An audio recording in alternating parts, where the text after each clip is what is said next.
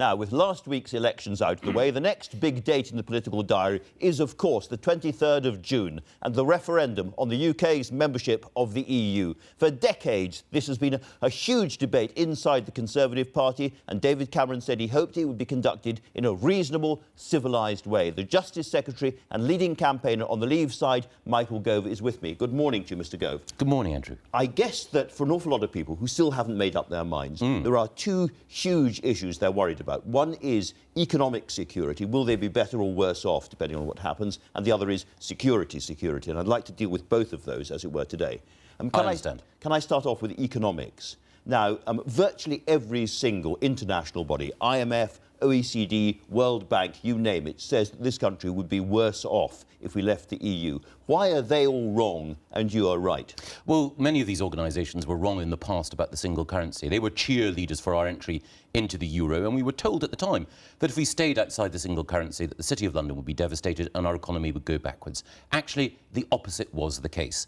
And the truth is that these organisations are led by politicians and bureaucrats primarily, people responsible for actually generating growth and creating jobs. Business people on the ground are, as the whole country is, divided. And many of the most creative, energetic and successful business people, like Simon Wolfson, who runs Next, or Anthony Bamford and the team behind JCB, think that Britain would be stronger outside the European Union. And you have a group of economists who agree with you, Patrick Minford being a notable one, but Patrick Minford says that British manufacturing would be virtually annihilated if we left the EU. Well, I disagree with that, and Anthony Bamford, who's one of Britain's leading manufacturers, disagrees with that as well. But it's not just me. If your own advisors are saying that, I mean, again, why should people believe you? Well, there are any number of people on the Remain side who have views which are radically different from the Prime Minister. Simply because an individual chooses to back the position that I share doesn't mean that I automatically agree with his views.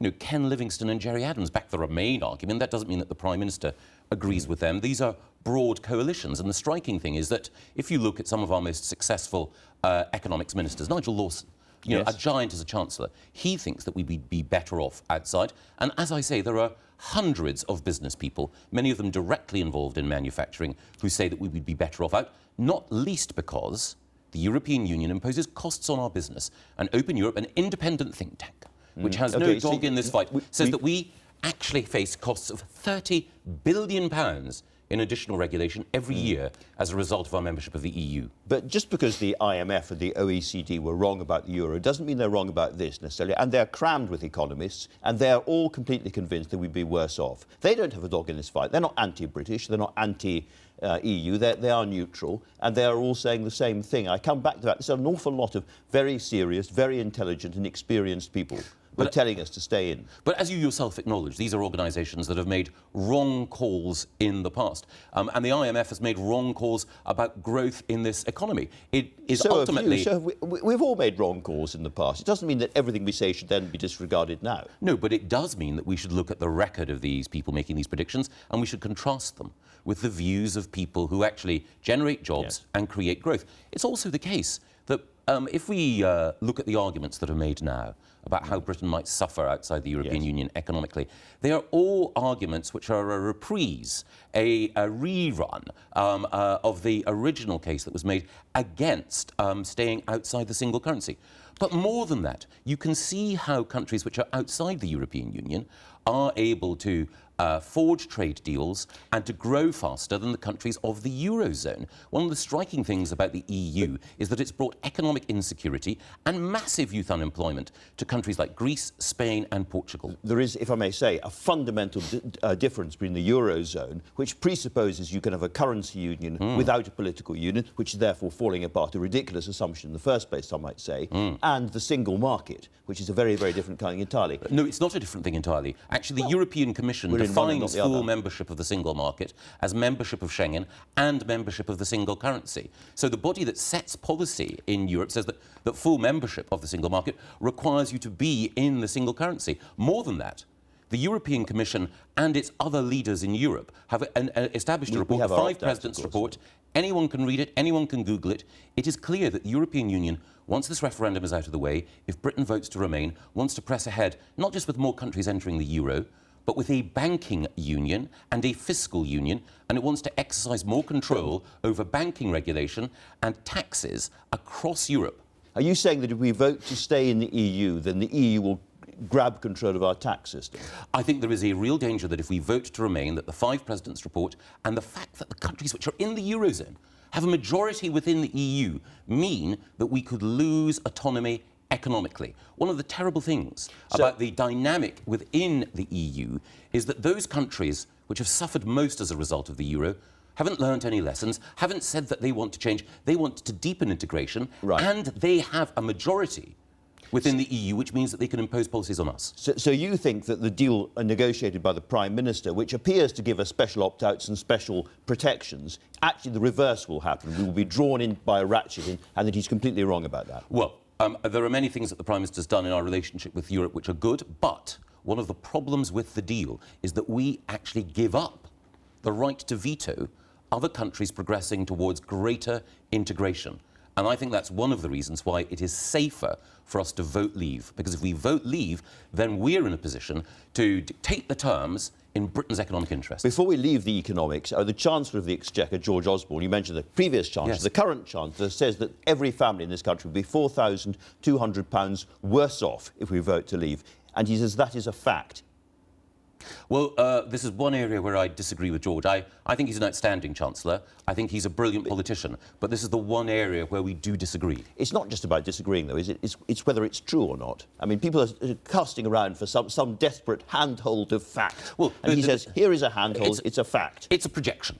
What is a fact is that we give more than £350 million to the European Union and hand over control of that money to the European Union every week. That is a fact. It's not a fact, because actually we get... It is. The Office of National Statistics... but they also say the rebate has to be taken into account, and we get back from that. And when you take account transfers into business, and it's about £200 off that. But two critical things. The EU control both of those. The rebate is not in any treaty. The rebate can be whittled away. And secondly, the money that the European Union spends in this country, yes, that's welcome. But the European Union decides. They control that £350 million every week. If we vote leave, we can control how that money is spent. Well, we'll see. Let me ask you, just before we leave the economics, actually, a very simple question I have tried to get an answer to from various people on your side is, should we or should we not be inside the single market? Do you want us to stay inside the single market, yes or no?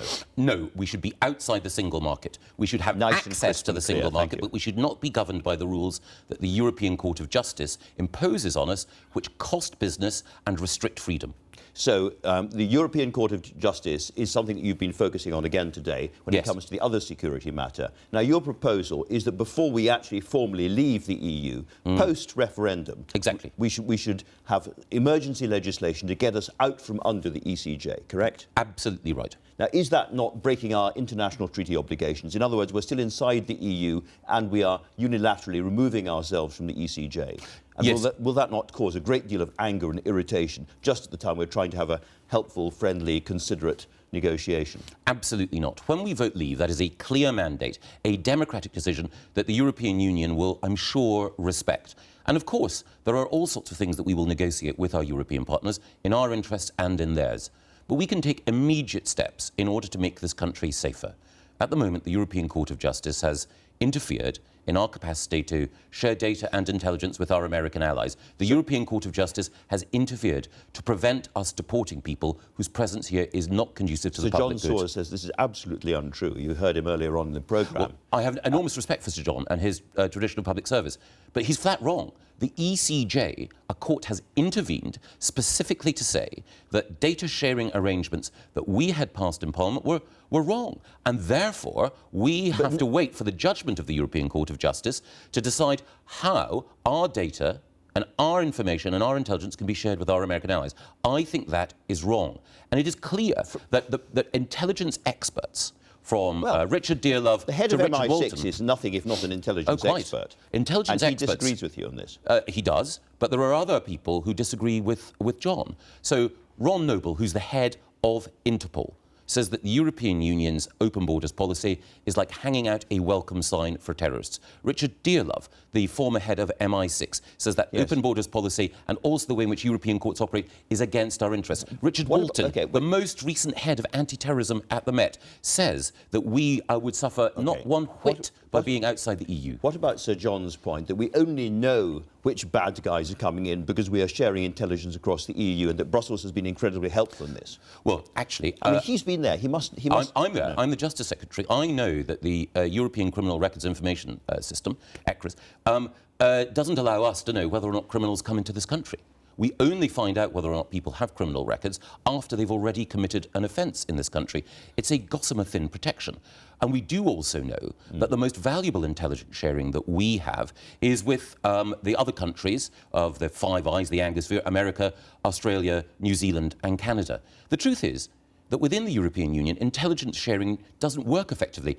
Even within Belgium, you can't get the police and the security services within Belgium to share intelligence effectively.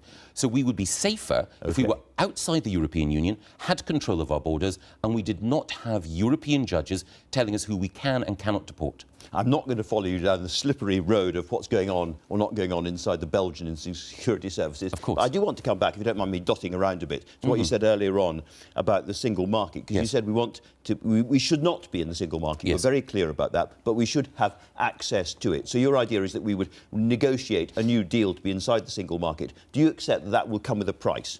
No, we have a free trade arrangement. I think it is the case that free trade prevails across the European continent. We'd work under the WTO rules. No, at the moment, there are no tariffs between the United Kingdom and other countries in the European Union. Because we're inside the EU. Exactly. Why should we seek to impose those tariffs when we're outside? But once we're outside, we either have to negotiate a new agreement with the EU or we don't. I mean, those agreements become null and void once we leave. That's the point of leaving. But I think this is a misunderstanding that many people have. If you negotiate a trade agreement with a country with whom you currently have tariffs, then you need to negotiate which tariffs will remain and which will be reduced. If you don't have tariffs, then both sides can accept there is no need to erect them. And German car manufacturers are not going to want to have tariffs erected when they sell many more cars to us than we sell to them. And I cannot imagine a situation where if any individual nation within the European Union wanted to erect tariffs, that others would let them. So we would be able to be inside, have the effect of the single market, but without paying any money in and without accepting free movement of people. Absolutely, we would have... But if we do that, and again we've had Wolfgang Schäuble on this programme, and many others who are from the EU, the French finance minister as well, both saying the trouble with that is if we allow the UK to do that, the entire project unravels and unravels very fast because everyone will want, you know, all the advantages with none of the payouts. Well, and we just can't have it. Well, I think if the British people want to vote for a deal which you describe as all the advantages and none of the payouts, that would be a great thing on June the 23rd. But I also think, it wouldn't be in their interests. At the moment, the Germans and others, or the German political establishment, I should say, and others, want us to stay in because it suits them. Because we pay into the European Union and we import far more from them. It's win-win for them at the moment. It should be win-win for us. And it will be if we vote to leave and we can then maintain free trade, stop sending money and also have control of our borders. It's 13% of our trade and 3% of their trade. So in proportional terms, they are not so interested in this as we are. Well, they are sector by sector. I think it would be very difficult for any German finance minister to go to BMW and to say, I'm afraid you're going to have to lay off workers because I want to punish the British for being democratic by erecting trade barriers. I can't imagine that the French president is going to say to French farmers, do you know what? You can no longer sell wine and cheese to the Brits because we're very upset that they voted leave in a referendum. That won't happen. One of the consequences of voting leave... So you're saying call their bluff, is what you're saying? Well, in any negotiation, the most important thing is to defend your own interests. But more than that, it will be in Europe's interest if we vote to leave as well. Because as we've just discussed, and as you've acknowledged, the European Union establishment are set on a course of deeper integration. And that course has brought misery to the poorest people in Europe, the people of Greece, Italy and Spain. Europe needs to change. One of the things that we wanted to do through our renegotiation was to reform Europe. We haven't, unfortunately. It hasn't changed. But by leaving, we can both make sure that Britain is stronger and Europe changes. Isn't there a severe danger that if we leave the EU, the rest of the EU is more dysfunctional, more dangerous and less good for us to trade with as a result? In other words, one of the reasons the Germans want us to stay is because they regard us as essentially liberal, free trading country with whom they can do alliances against countries which are much more dirigiste and much more statist. And that therefore, by leaving, you change the nature of the beast you leave and you make it more difficult for us, not less difficult. It's really worrying if the Germans believe, or anyone else in the European Union elites believe, that the EU is so dysfunctional and so dangerous that an assertion of democracy by the British nation-state will mean that things come tumbling down. On that basis, the key question is that they should look in the mirror. Sorry. I was going to say, things are very, very dodgy at the moment. We are in a very, very dangerous position across Europe because of the migration crisis. This is a moment of crisis for Europe, which could be, provoked and push much more further in a dangerous direction if we come out now. Well, you do say that it's a moment of crisis and things are going wrong inside Europe. Why are they going wrong? They're going wrong because of Schengen, the open borders deal, which was a big mistake, and they're going wrong because of the euro, the single currency, which is a big mistake. The two biggest projects of European integration over the last 10 years have been bad for the continent and bad for its citizens. Europe needs to think again, and we can make it think again by showing how greater democratic control is in everyone's interests. All right, let me turn to a domestic matter, which is relevant to this, which is what's happened in Scotland with the Conservative success in Scotland. Because one of the arguments against Brexit, as it were, I suppose, had been that the Scots would then vote to leave and the entire UK would be broken. Now, the SNP has been checked to a certain extent in this election. But Nicola Sturgeon, again on this programme, has been very clear that her two triggers for another referendum would be a Brexit vote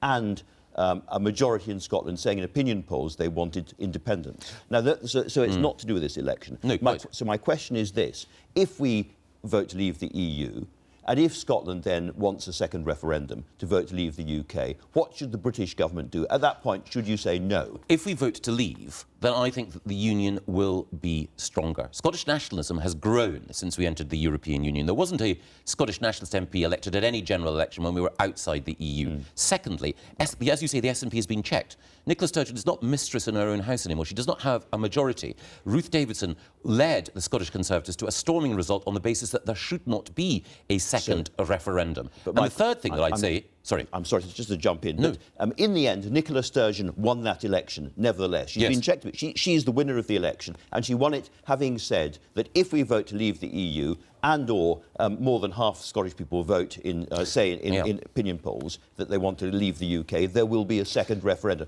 My question is, what then happens? Well, I think as a leading Conservative and a Scot, what do you think should then happen? I think there are two things. Firstly, I think when we vote to leave, I think a majority of people in Scotland will also vote to leave as well. And I think when we vote to leave, it will be clear that having voted to leave one union, the last thing the people of Scotland want to do is to break up another. The economic basis on which Nicola Sturgeon and the Scottish nationalists made the case for separation was based on an oil price much higher than it is at the moment. So there'll be no case for it. We're slightly veering off. I mean, she herself said... My question was, what would you do? Would you stop the Scots having a second referendum or not? I don't believe that there's a need for one, and Ruth Davidson has said there is no need for one. I agree with Ruth. OK. Now, some of your critics in this European argument still accuse you of being the person who leaked the Queen's view about Brexit. Now, I know you have said you have not told a newspaper about that story, and we accept that. But can I ask you directly, did you have a conversation with other people in which you discussed the Queen's view about this, which could then have leaked? I'm not going to talk about any private conversations that I had with the Queen. It might be a bit late for that. I'm not going to talk about any private conversations I had with the Queen. All right, but do you accept that it has caused a great deal of embarrassment at Buckingham Palace?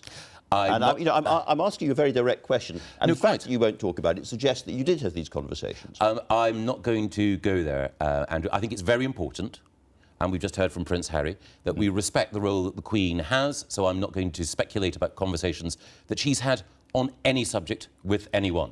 All right. Well, let's not go to purring about the Scottish referendum result and so forth, but your relationship with the Prime Minister. Now, you have been very, very close friends and allies for a long time, and we all hear stories coming out of the Whitehall machine that this has been a very, very difficult time for you both, and that relations are at best frosty. Your wives are trying to keep things going between you, but it's been a very, very difficult time. Just tell us exactly what it feels like now. Well, every week, every Wednesday morning, I go to help the Prime Minister as we prepare for Prime Minister's Question Time. Obviously, these are private meetings, but I think any fly on the wall would tell you, far from being in the deep freeze, these are warm and friendly and good-humoured occasions.